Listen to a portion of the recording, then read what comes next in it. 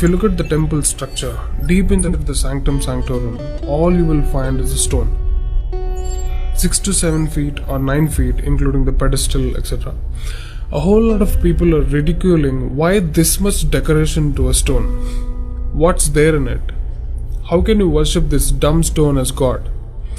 To all the idiots who are ridiculing idol worshipping, let's talk science, okay? What is it? It's a rock. What is rock?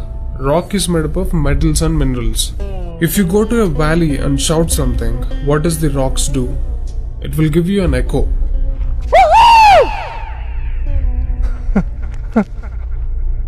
It's an open place. The sound travels, hits the rock and throws it back. This phenomena is called echo and it's scientifically proven, everybody knows it. Depending on how loud you send the sound waves, accordingly rocks will throw back an echo. Every rock, that's why you will hear 2-3 sounds at different intervals. Visually you cannot see what's happening, but you can hear it. This is in open space. Imagine if you're doing it in a closed place. What would be the amount of echo? Obviously much more than the open space. Let's get inside the temple. You will find a linga or a statue made of a rock. And it's placed in a closed wall structure with a gali gopuram on the top. That means a pyramid structure with a tip pointing to the sky. There will be no ventilation. Tight packed and covered with stone walls to a precision where even the light cannot enter. Now people send some sounds to the rock. Not just today, it's been practiced since thousands of years. They are sending some sounds to the rock continuously, right from the morning to afternoon to evening till night, every day. We all know that sound has a form. To all the lower Q people, I'm going to show you a few experiments where particles form different patterns and forms due to various types of sounds. I saw a beautiful music video in this channel in which they show how water, fire, particles respond to the sound.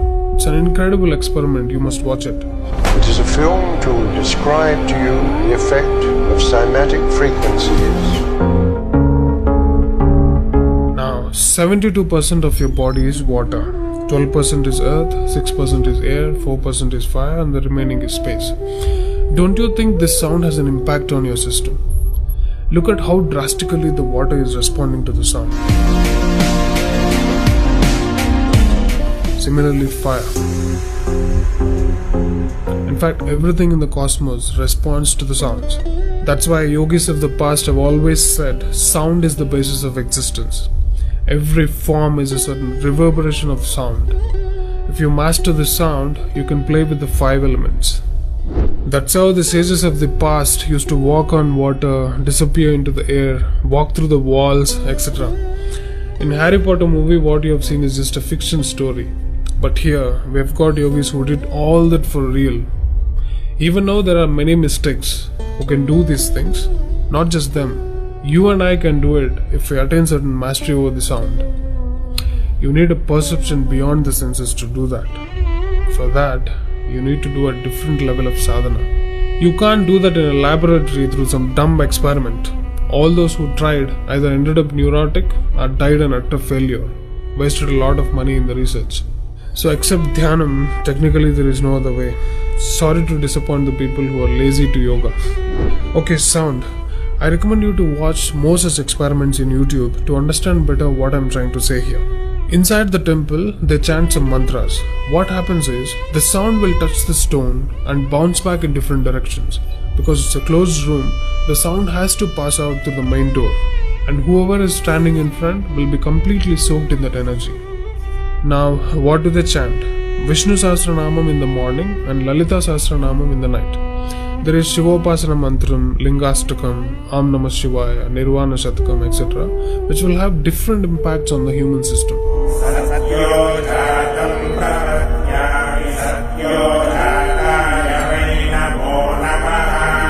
I really wanted to check what impact these sounds have on the human system. So I went to a neurosurgeon to really experiment and document the impact of these sounds on the human brain, the human system. I took my friend Rahul for the EEG test. It's called electroencephalography, where you can see the brain activity, the activity of the nervous system of a person on a computer.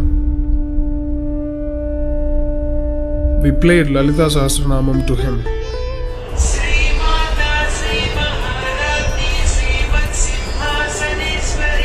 Rahul, relax your face. ఒకసారి first నుంచి చెప్పు.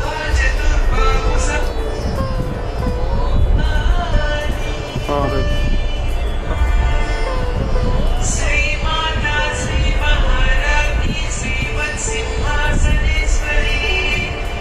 The kind of parasympathetic differences that he's getting is anonymous.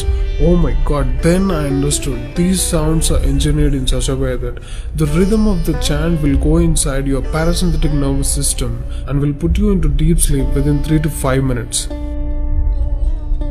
First thing is, the chant is some thousands of years old.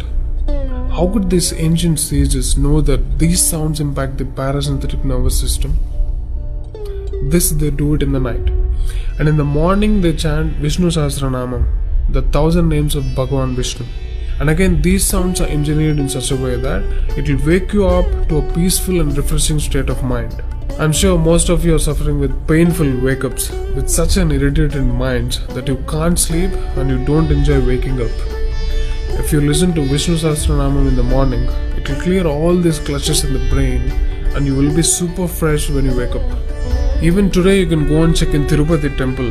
They will chant Vishnu Sahasranamam in the morning and Lalita Sahasranamam in the night. This is a clear science evolved and being practiced in temples.